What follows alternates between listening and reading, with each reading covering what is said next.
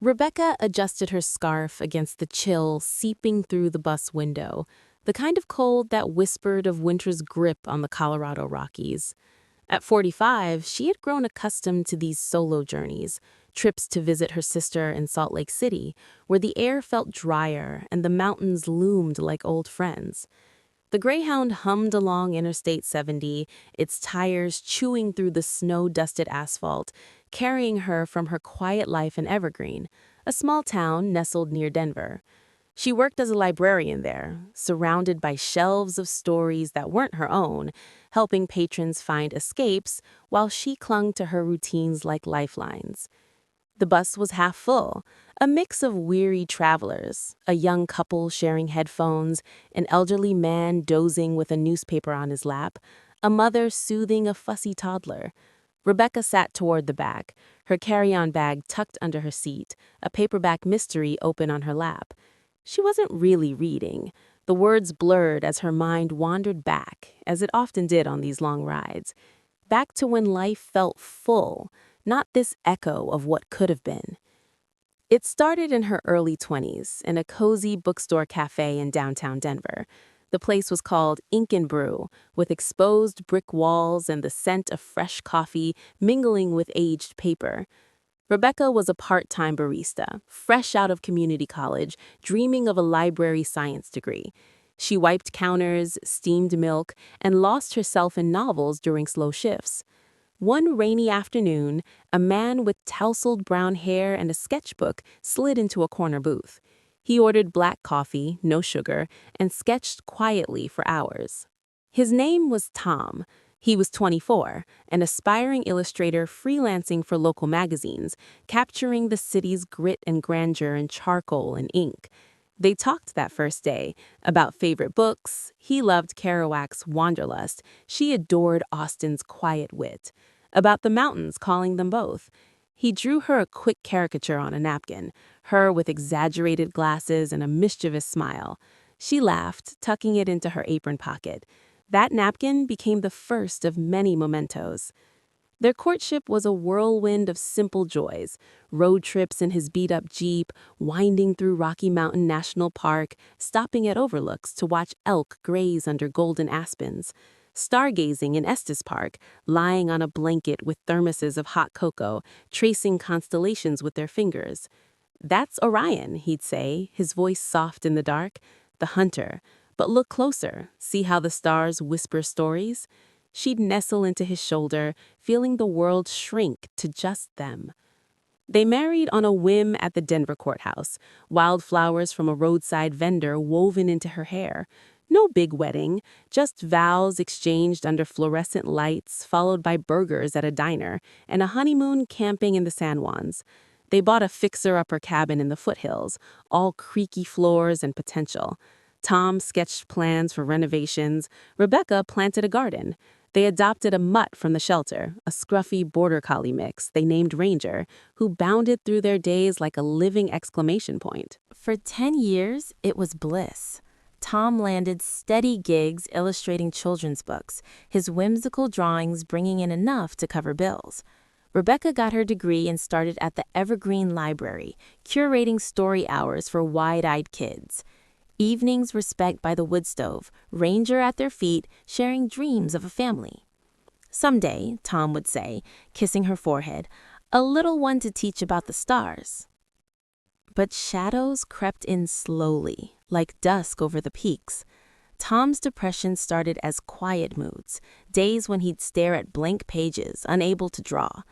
Rebecca noticed the sketches piling up unfinished, the way he'd withdraw into silence. She'd try to pull him out, hikes, picnics, even a weekend in Vail, but the fights began. Small at first, over forgotten chores or late nights at his desk.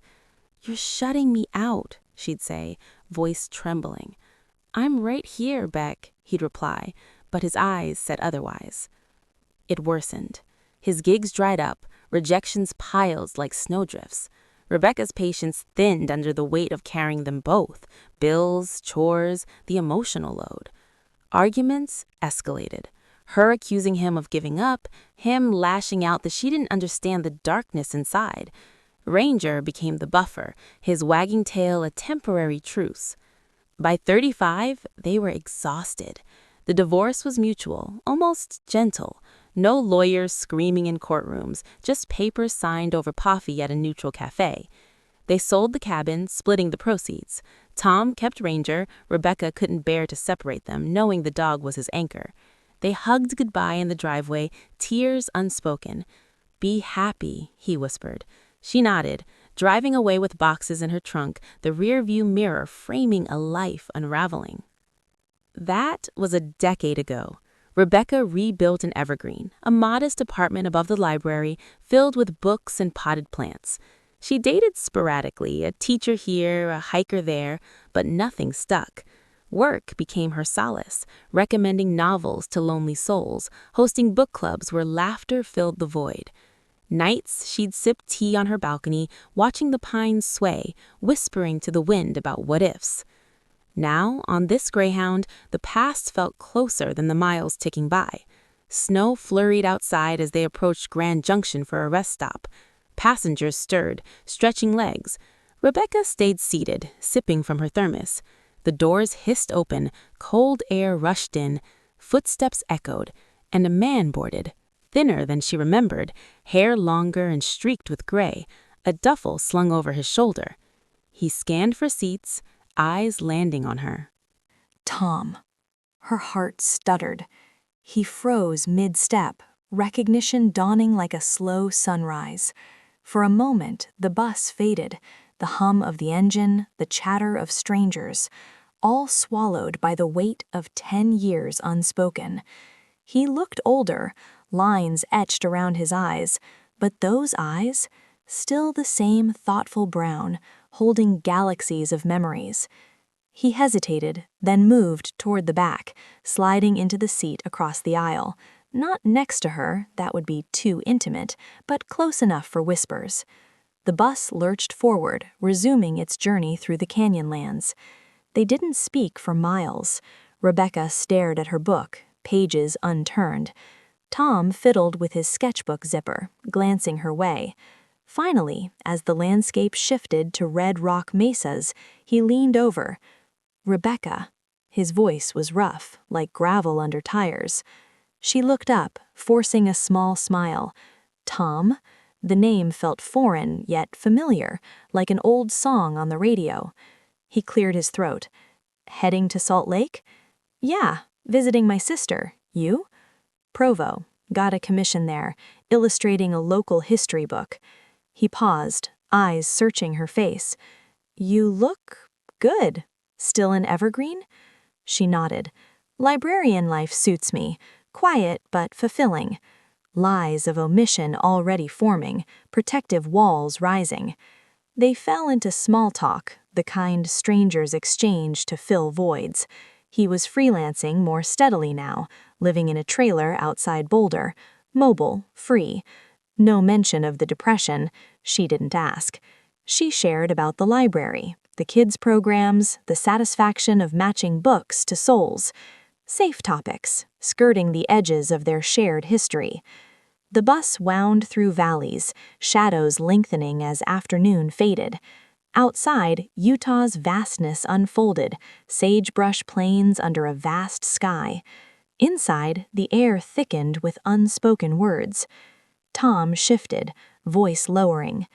"You happy, Beck?" The old nickname pierced her. She met his gaze, seeing the boy from the cafe overlaid on the man before her. "Yeah," she said, too quickly. "Life's good. I remarried last year." The lie slipped out, born of self-preservation. Why admit the loneliness? "He's a history teacher, kind, steady, brings me coffee every morning, calls me B like you used to." She forced a chuckle, but it rang hollow. Tom's eyes flickered. Pain? Regret? He nodded slowly. "That's great. Really, you deserve that." He looked out the window, jaw tightening. "I met someone too. We're engaged, planning a small wedding next spring." Rebecca's stomach twisted. No ring on his finger, no spark in his voice, but she played along. "Congratulations. What's she like? Adventurous. Loves the outdoors like we did. His words were clipped, eyes distant. Silence descended again, heavy as the gathering dusk. Memories surfaced unbidden, flooding the space between them. The night ranger got lost during a hike, panic turning to relief as they found him muddy and wagging at dawn, laughing through tears in each other's arms. The way Tom traced constellations on her back in bed, whispering myths until she fell asleep. Their first big fight, resolved with apologies under a full moon. The cabin's wood stove crackling on winter nights, Ranger snoring contentedly. Happy times, now ghosts whispering through the bus. She wondered about his life, the trailer, solitary sketches under lamplight. Did he still battle the darkness? Did Ranger's absence echo in his days? She'd heard through mutual friends the dog had passed a few years back, old age claiming him gently. For her, the apartment was a sanctuary, but nights brought whispers, the empty side of the bed, the garden she'd never replanted. The bus announcer crackled, "Next stop, Provo." Tom's stop. He stood, duffel in hand, hesitating. Their eyes met one last time, a torrent of untold stories in that gaze. The what-ifs, the regrets, the love that lingered like smoke after a fire. "Be happy, Beck," he murmured, voice barely above the engine rumble. "You too, Tom," she whispered it back, throat tight. He stepped off into the twilight, silhouette fading against the station lights. The doors closed, the bus pulled away. Rebecca pressed her hand to the cool window, watching until he was gone. No tears fell, just a deep, familiar quiet settling in her chest, like the hush after a story ends. The remaining miles to Salt Lake blurred. She thought of the lies they'd told, shields against vulnerability. Perhaps he was alone too, sketching memories in the dark. Perhaps not. It didn't matter. Their paths had diverged, and this chance crossing was a whisper from the past, reminding her of what was and what could never be again. At her sister's house, warmth enveloped her. Hugs, hot cider, chatter about nieces and nephews. But later, on the porch, under a canopy of stars, Rebecca sat alone.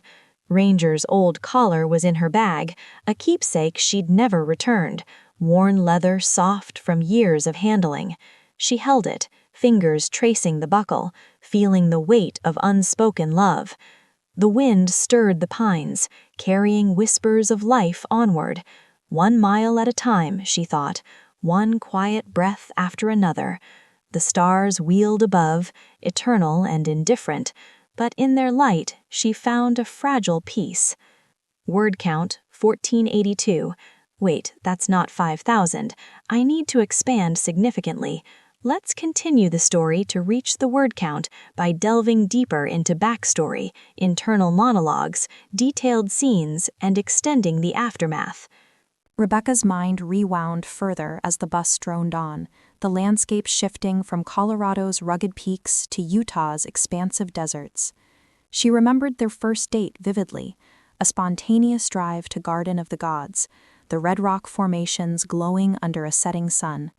Tom had packed a picnic, cheese, bread, a bottle of cheap wine.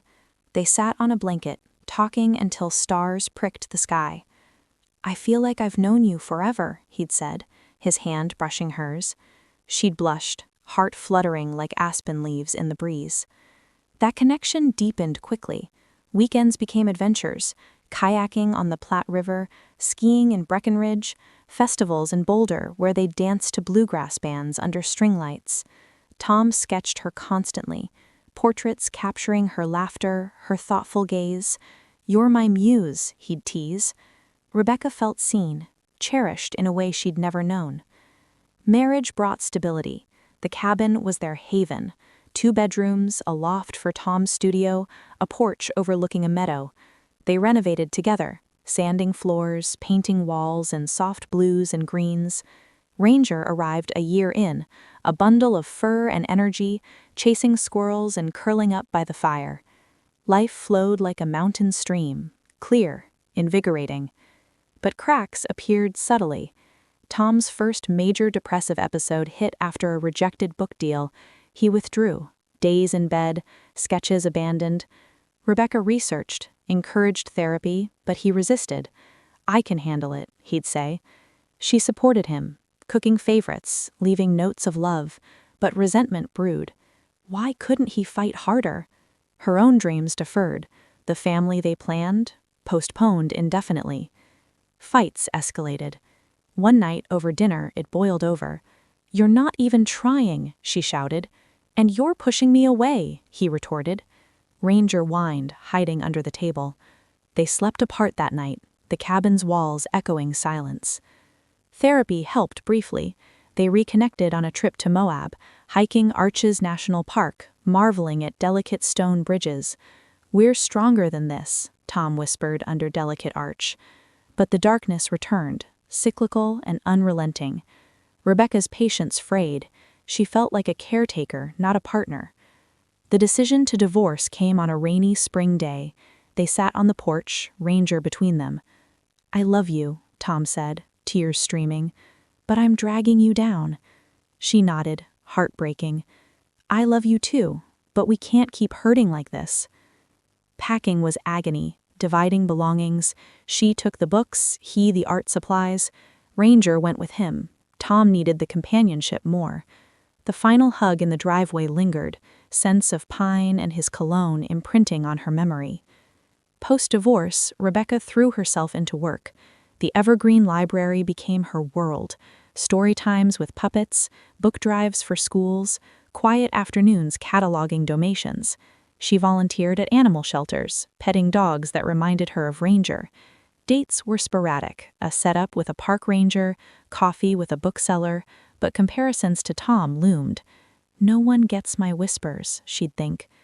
Friends urged her to move on. "You're still young," her sister said during visits. But Rebecca cherished her independence, solo hikes, reading by lamplight, the freedom of no expectations. Now, on the bus, Tom's reappearance stirred it all. The lies they'd exchanged, her fabricated husband, his imaginary fiancé, were armor against raw truth. She wondered if he saw through hers, as she did his, the absence of a ring, the flat tone. Perhaps loneliness bound them still. As night fell, the bus lights dimmed. Rebecca closed her eyes, drifting into fragmented dreams. Tom sketching under stars, Ranger bounding through snow, the cabin's warm glow. Waking at a bump, she felt a pang. Loss not just for love, but for the life unlived. Arrival and reflection. Salt Lake City station loomed, neon signs cutting the dark. Rebecca gathered her things, stepping into crisp air. Her sister, Emily, waited with a hug. "You look tired," Emily said, eyeing her. "Long trip?" "Something like that." Rebecca didn't mention Tom. Some whispers stayed private. Emily's home was lively. Husband grilling burgers, kids playing board games. Dinner was chatter and laughter, but Rebecca's mind wandered. Later, in the guest room, she unpacked, finding Ranger's collar at the bottom of her bag. She'd kept it since the divorce, a talisman of better days. Holding it, she sat by the window, stars mocking her solitude. The next days blurred. Shopping at City Creek, hiking Ensign Peak, family movie nights, but Tom's face haunted her. On the third day, she confided in Emily over coffee. "I ran into Tom on the bus."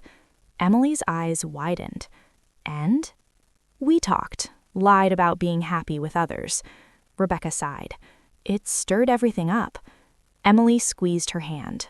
"Maybe it's closure, or a sign." Rebecca pondered that on the return bus. The journey reversed. No Tom this time, just empty seats and introspection. She journaled, pages of memories, regrets, gratitudes. We were young, full of dreams. Life whispered changes, and we listened too late. Back in Evergreen, routine resumed. Library shifts, walks in the woods, but something shifted, a quiet resolve. She adopted a cat from the shelter, naming her Whisper. Nights they'd curl up, the purring a soft reminder of life's gentle continuations. Months passed. Spring brought blooms. Rebecca planted a garden on her balcony. She dated again, a kind widower from book club. No fireworks, but comfort. Whispers of life evolved, not echoes of loss, but promises of renewal. One evening, sorting mail, a package arrived. No return address. Inside, a sketchbook. Tom's handwriting. Found this in storage. Thought you'd want it. Pages filled with drawings of her, the cabin, Ranger. The last, a woman under stars, whispering to the night. Tears came then, healing ones. She whispered back to the empty room, "Thank you." The past wasn't erased, but integrated, a whisper in her story's tapestry. Life moved on, one page at a time.